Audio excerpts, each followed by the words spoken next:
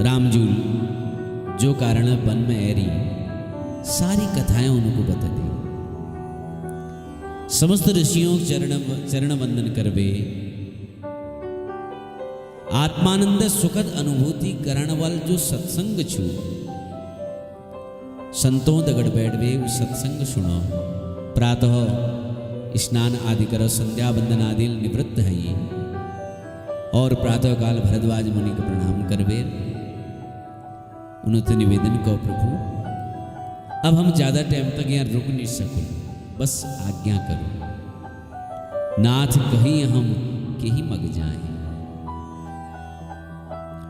हमको मार्ग जो हम ए रही 14 वर्ष हमको यहाँ व्यतीत करण छे, कोई सुंदर मार्ग हमको बता दियो, कहाँ जान छो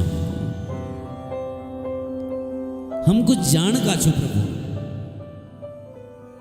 भरद्वाज मुनि कोने आप तो हद आगे महाराज प्रणाम करो वो तो ठीक छी, गृहस्थ आश्रम में दर्शन करा, हमर दगड़ बैठी सत्संग करो उलो ठीक छी, पर दुनिया के जो मार्ग बतौनी वो मीठे मार्ग पूछण लग रही कि नाथ कहीं हम कहीं मग जाए, हम कहाँ जो हमको बताओ। लेकिन भरद्वाज मुनि समझ गई कि परमात्मा लीला करण लग रहे हैं, और इस लीला में एक पात्र मुगल बरण छु महाराज। ये लीजिए भरद्वाज मुनि को, रघुवर तुम बिल्कुल चिंता नहीं करो, है ना, बिल्कुल चिंता नहीं करो, रामजुल को हम का गणी कष्ट नहीं देना चाहते, है ना, हमारा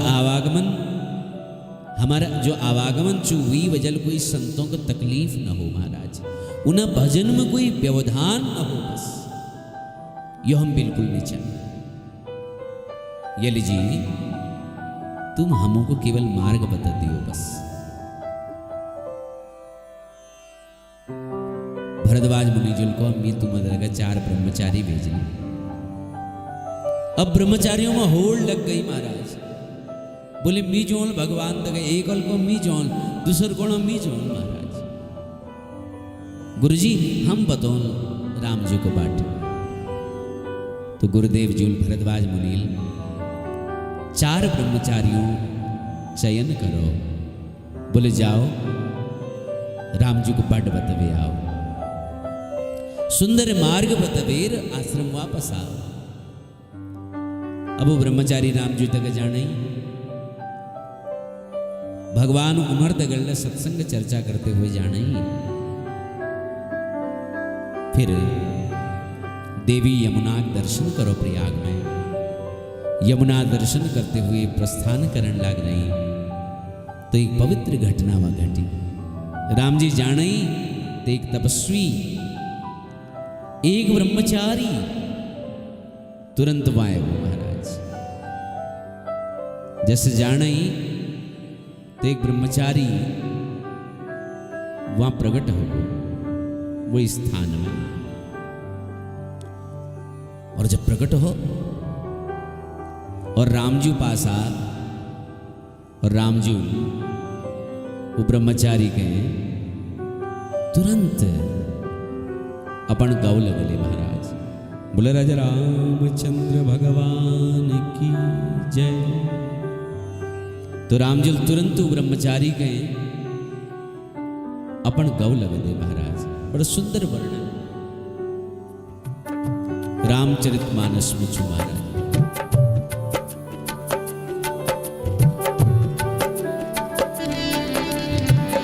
तेहि अवसर एक तापसु आवा, तेहि अवसर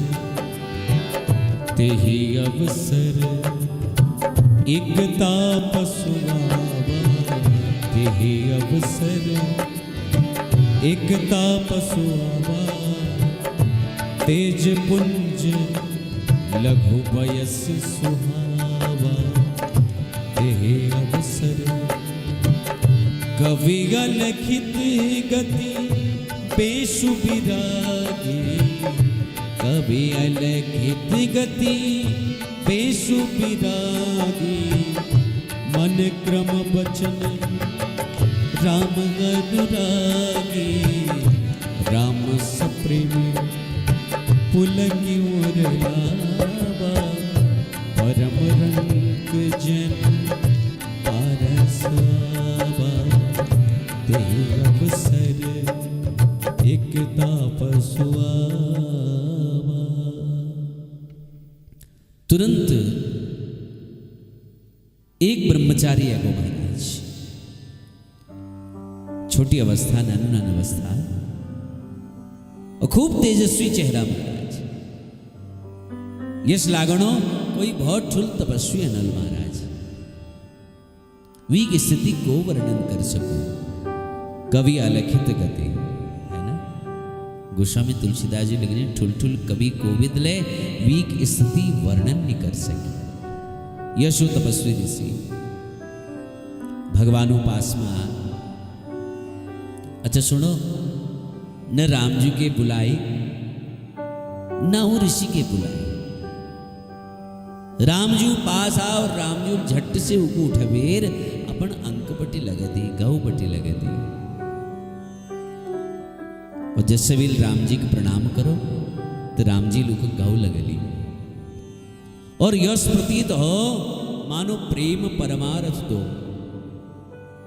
मानो प्रेम और परमार्थ दुइया आपस में मिलन लग रही महाराज। मिलत धरे तन कह सबको, देखने वाले दिखने लग रहे कि परमार्थ और प्रेम आपस में दोनों मिलन लग रहे हैं। अब कुछ लोग कोनी भैया ये ऋषि कोची तुलसीदास जी ये एक नाम नहीं दिरो रामायण में है। कौन कोची महाराज ये तपस्वी? कोई गांव भैया क्या मालूम हनुमान जी आ गई,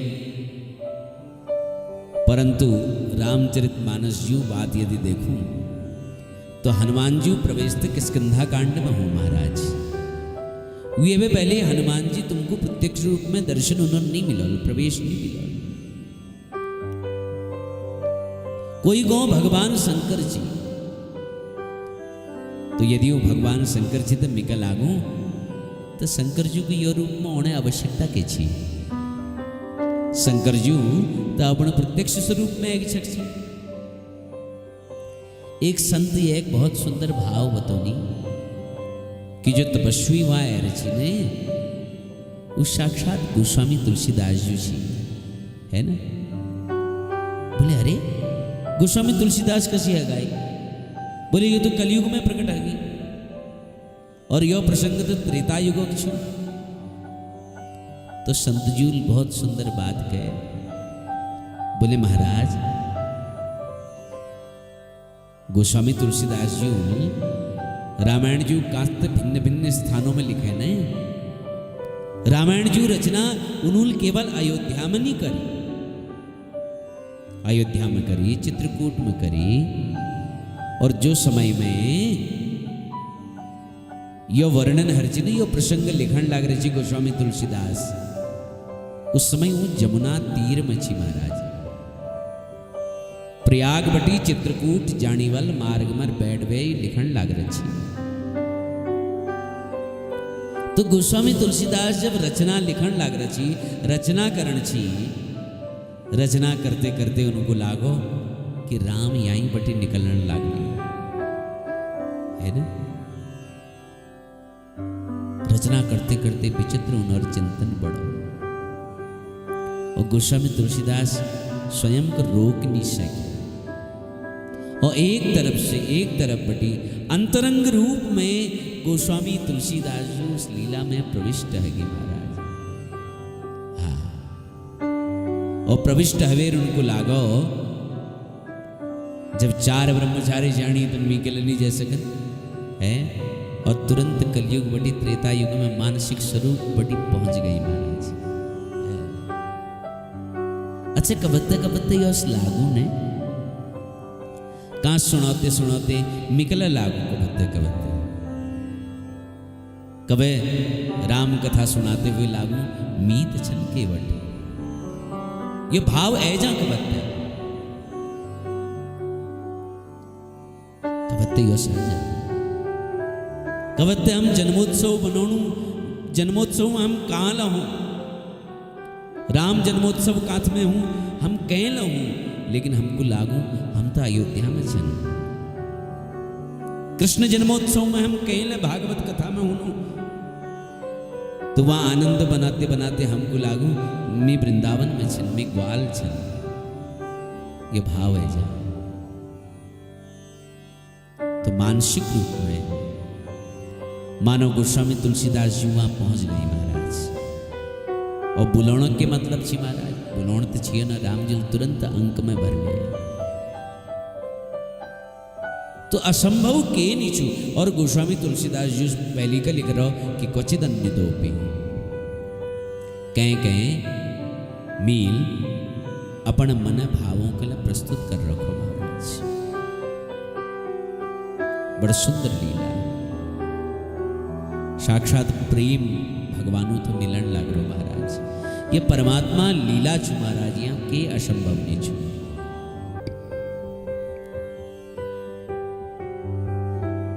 भगवान वन में जाने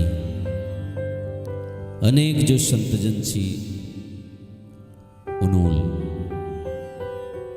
भगवानों को धन्यवाद दी कि देखो भैया कदू आनंद हो, हम सबू भगवानों दर्शन कर ले महाराज, सबों का हमको दर्शन हो। और कोई संत बहुत सुंदर भाव को नहीं संतों के दर्शन दे, संत आनंदित हो गई। और कोई संत बहुत सुंदर लिख रहा हो कि तेरी मेहरबानी का है बोझ इतना जिसे मैं उठाने के काबिल नहीं। बहुत सुंदर भाव छो। आओ जरा एक गुनगुनो। राजा रामचंद्र भगवान की जय। तो आओ मेरे दगड़ पर धावल और पर प्रेमल यो पंक्ति गुनगुनो। मेरे को बहुत बड़ी लागू यो भजन, एक पंक्ति एक शब्द। तो आओ मेरे दगड़ यात्रा करो।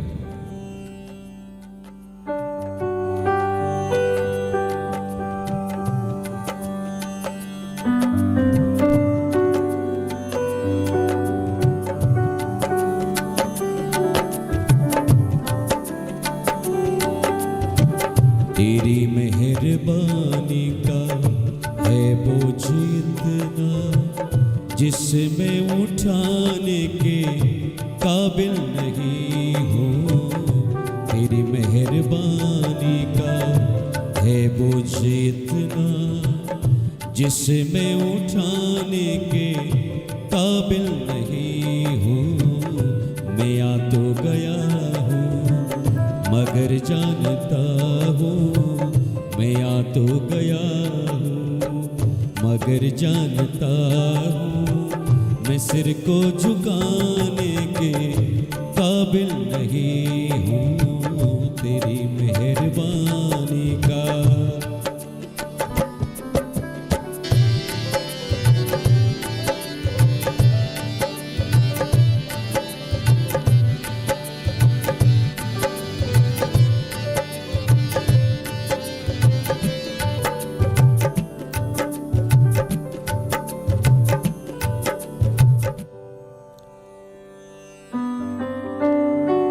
बड़े सुंदर भाव से आओ हम सब लोग ये भाव को गुनगुनो।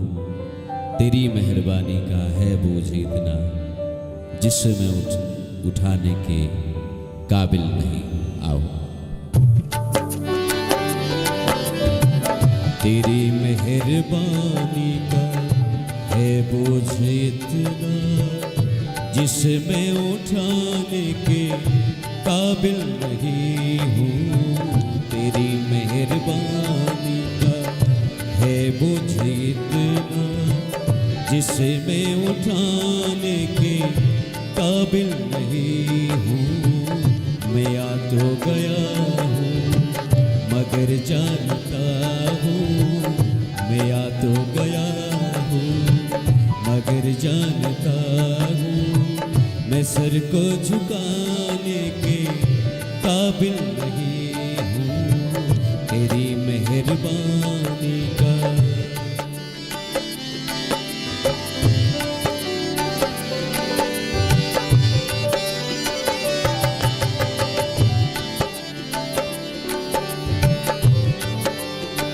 ये माना कि दाता हो तुम कुल जहां के, मगर कैसे झोली फैलावो में आके।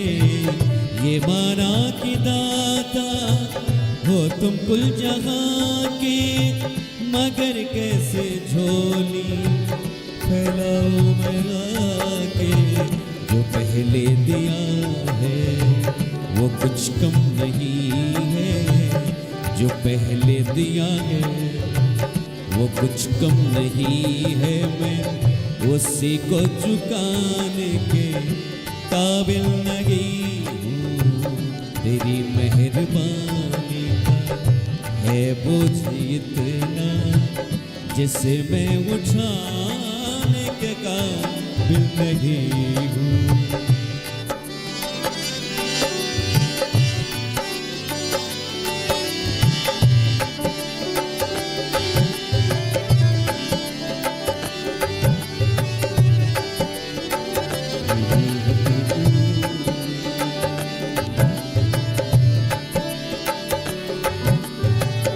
बहुत सुंदर भाव से तुम्ही ने अदा की मुझे जिंदगानी, तुम्ही ने अदा की मुझे जिंदगानी। तेरी महिमा फिर भी मैंने न जानी, तुम्ही ने अदा की मुझे जिंदगानी। तेरी महिमा फिर भी मैंने न जानी। कर्जदार तेरी दया का हुई, कर्जदार तेरी दया का हुई इतना। मैं कर्जा चुकाने के काबिल नहीं हूँ तेरी मेहरबानी का है बोझ इतना, जिसे मैं उठाने के काबिल नहीं हूँ।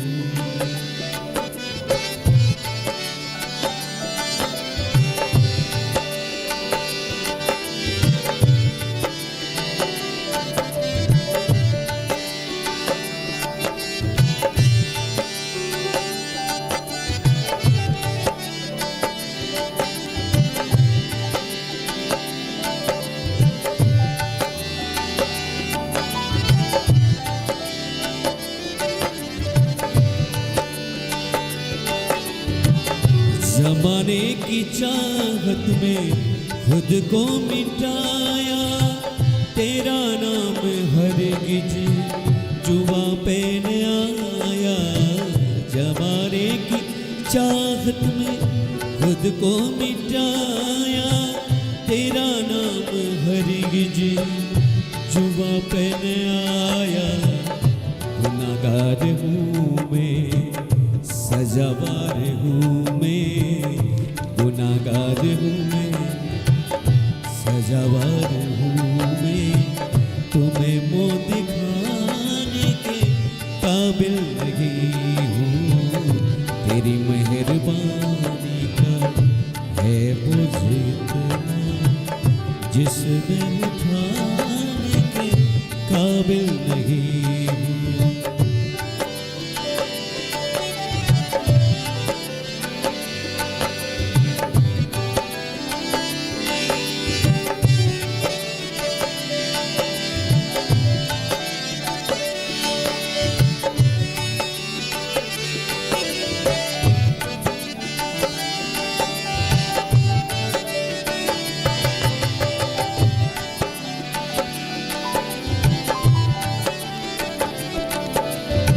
अंतिम पंक्ति में बहुत समर्पण भाव से यही मांगता हूँ, सिर को झुका लो, तेरा दी देखभाल जी भर के पालो। यही मांगता हूँ सर को झुका लूं तेरा दीद एक बार जी भर के पालूं सिवा दिल के टुकड़े के है मेरे मालिक सिवा दिल के टुकड़े के है मेरे मालिक मैं कुछ भी चढ़ाने के काबिल नहीं हूँ तेरी मेहरबानी का है मुझे इतना जिसे मैं उठाने के काबिल नहीं हूँ मैं कर्जा चढ़ाने के काबिल नहीं हूँ मैं कर्जा चढ़ाने के काबिल नहीं हूँ। राजा रामचंद्र भगवान की जय। तो संतों दर्शन करो और देखो रामजूल ऋषि भरद्वाज जी से पूछ रहे ने कि मैं कहाँ जाऊं महाराज, मुझे बाट बताओ। देखो मनुष्य के श्रुति स्मृति और पुराणों पथ अनुगमन करण चे मनमुखी मार्ग ने पकड़न चे महाराज। जीवन में कुछ सिद्धांत साफ होने चाहिए, जीवन में के नियम होने चाहिए महाराज। बिना नियम में हाव नहीं चले, बिना नियम में चंदा मामाला नहीं देखें महाराज, बिना नियम में समुद्र ला नहीं रोन। ध्यान दे, सब कुछ नियमबद्ध छो, सब जगह सब कुछ नियमबद्ध छो महाराज। और सबू समय निश्चित छो। प्रातः स्मरणीय ब्रह्मानंद जी महाराज बड़ सुंदर वर्णन करने, ईश्वर तेरे दरबार की महिमा अपार है, बंदा न सके जान तेरा क्या विचार है। ईश्वर तेरे दरबार की महिमा अपार है। पृथ्वी ये जान के बिच किस आसरे खड़ी, सूरज और चांद घूमते किसके आधार हैं। ईश्वर तेरे दरबार की महिमा अपार है। दूसरी पंक्ति में लिखनी, सागर न तीर लागते। ध्यान दिया, सागर न तीर लागते, सूरज दहे नहीं, चलती हवा मर्याद से किसके करार है। ईश्वर तेरे दरबार की महिमा अपार है। भूमि बिछा है बिस्तरा, नदियों में जल भरा। भूमि बिछा है बिस्तरा, नदियों में जल भरा है, चलती हवा दिन रात जीवन का आधार है। ईश्वर तेरे दरबार की महिमा अपार है। देखो प्रकृति हमको कदू के दी, ये सब परमात्मा विस्तार छु। फल फूल अन्न साग कंद मूल रस भरे, घृत दूध दही खान पान की बहार है। ईश्वर तेरे दरबार की महिमा अपार है। पिता है तू दयालु, तेरे बाल हम सभी। पिता है तू दयालु, तेरे बाल हम सभी। ब्रह्मानंद तुझे धन्यवाद बार बार है। ईश्वर तेरे दरबार की महिमा अपार है। इस संसार में जेल चुने सब नियमबद्ध छु महाराज। हमले नियम में बद जो जीवन हमर नियम में बदल तो आनंद आल। तो आप लोग सुनो कि भरद्वाज मुनि मार्ग बता। राम जी जाने निषाद राज गुहल दगड़ में जानो, निषाद राज गुहत है को कि निषाद राज अब तुम लौट जाओ।